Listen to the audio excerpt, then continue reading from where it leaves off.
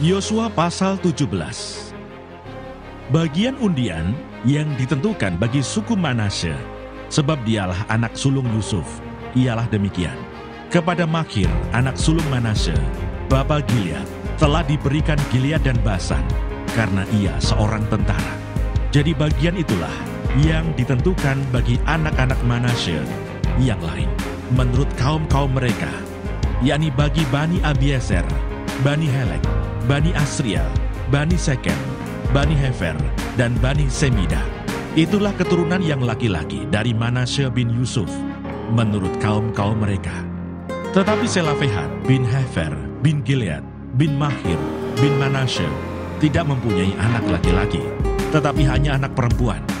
Inilah nama anak-anaknya itu: Mahlah, Noah, Hogla, Milka, dan Tirsa. Mereka datang menghadap Imam Eleazar dan menghadap Yosua bin Nun serta para pemimpin dan berkata, Tuhan telah memerintahkan kepada Musa untuk memberikan milik pusaka kepada kami di tengah-tengah saudara-saudara kami.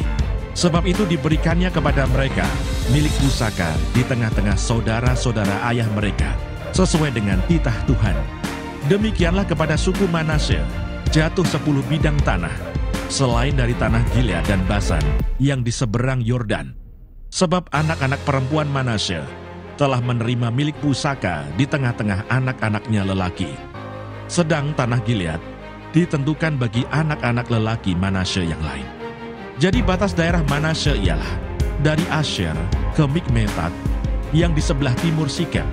Kemudian batas itu terus ke selatan ke daerah penduduk En-Tapuah.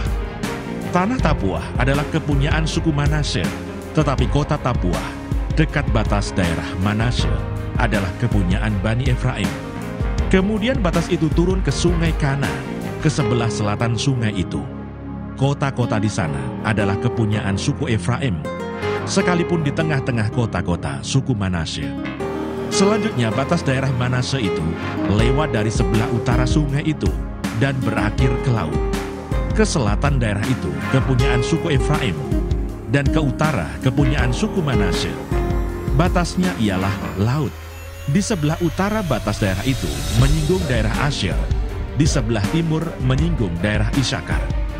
Tetapi di daerah Isakar dan Asher ada juga kepunyaan suku Manasye, yakni Bet-Sean dengan segala anak kotanya, Yibleam dengan segala anak kotanya, penduduk Dor dengan segala anak kotanya, penduduk Endor dengan segala anak kotanya, penduduk Ta'anah dengan segala anak kotanya, dan penduduk Megido dengan segala anak kotanya, yakni ketiga daerah bukit itu.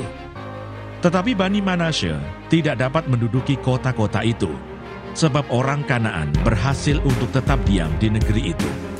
Setelah orang Israel menjadi kuat, orang Kanaan itu dibuatnya menjadi orang Rodi, tetapi tidaklah sama sekali mereka itu dihalaunya.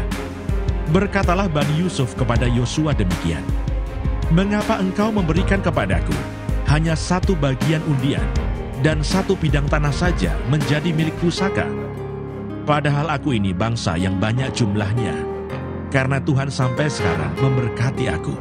Jawab Yosua kepada mereka, Kalau engkau bangsa yang banyak jumlahnya, pergilah ke hutan dan bukalah tanah bagimu di sana, di negeri orang Feris dan orang Refaim, jika pegunungan Efraim terlalu sesak bagimu. Kemudian berkatalah Bani Yusuf, pegunungan itu tidak cukup bagi kami, dan semua orang Kanaan yang diam di dataran itu mempunyai kereta besi, baik yang diam di Bet-Sean dengan segala anak kotanya, maupun yang diam di lembah Yisrael. Lalu berkatalah Yosua kepada keturunan Yusuf, kepada suku Efraim dan suku Manasye, engkau ini bangsa yang banyak jumlahnya dan mempunyai kekuatan yang besar. Tidak hanya satu bagian undian ditentukan bagimu, tetapi pegunungan itu akan ditentukan bagimu juga. Dan karena tanah itu hutan, haruslah kamu membukanya. Kamu akan memilikinya sampai kepada ujung-ujungnya, sebab kamu akan menghalau orang Kanaan itu, sekalipun mereka mempunyai kereta besi dan sekalipun mereka kuat.